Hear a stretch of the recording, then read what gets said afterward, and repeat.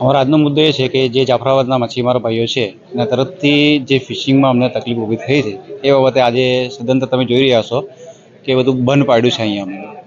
આ લોકોનું એવું કહેવું છે કે આ ફિશિંગ જે અમારી ફિશિંગ કરંટ ચાલતી ફિશિંગ છે અને આ લોકોની ફિક્સ ખોટા ફિશિંગ હોય.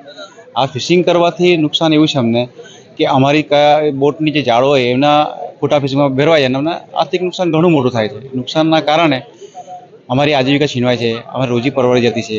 ને એ લોકો જાફરાબાદથી સીધા આપણે દક્ષિણ ગુજરાત સાઈડમાં ફિશિંગ કરવા માટે આવે એટલે આપણા માટે ધંધા કરવાનો કોઈ વિષય કે પ્રશ્ન આપણો જે છે એ વિસ્તાર એ મરી પડવાનો છે અમારો. ને એ લોકોની ફિશિંગ એવી મોટા પ્રમાણમાં છે કે આપણા કરતાં 10 ગણી મોટી ફિશિંગમાં આપણું મચ્છીમારો નિકંદન નીકળી ગયું છે.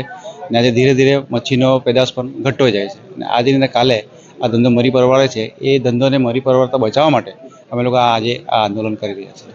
નીલાબેન ટંડેલ નારગોલનો વતની છું અને આજે અમે અમારા ગામના સૌ ભાઈ બહેનો બધા ભેગા થયા છે. આજે 15-20 દિવસથી અમારી બોટો બધી બંધ છે.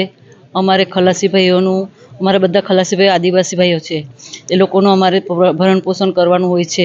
આજે 15-20 દિવસથી અમારી બોટો બંધ છે. જાફરાબાદના કે સૌરાષ્ટ્રની બધી બોટો અમારા દરિયામાં આવીને અમારી માછી છીનવી જાય છે ને અમારી બોટોને મચ્છી મળતી નથી. એટલા માટે અમારી અડધી બોટો તો બંધ થઈ ગઈ છે. અમે ખાલી એ લોકોની પાસે 40% માંગીએ છીએ અને 60% એ લોકોને આપીએ છીએ, છતાં પણ એ લોકો અમને કોઈ અમારી દરકાર કરતા નથી ને અમને બહુ મચ્છીમારીમાં અમને બહુ ખોટ લાગે છે. તો શા માટે આજે અહીંયા ભેગા થયા? આજે તેના વિરોધ માટે જ અમે ભેગા થયા છે.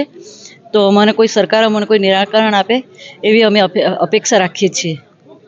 અમારો આજનો મુદ્દો એ છે કે જે જાફરાબાદના મચ્છીમારો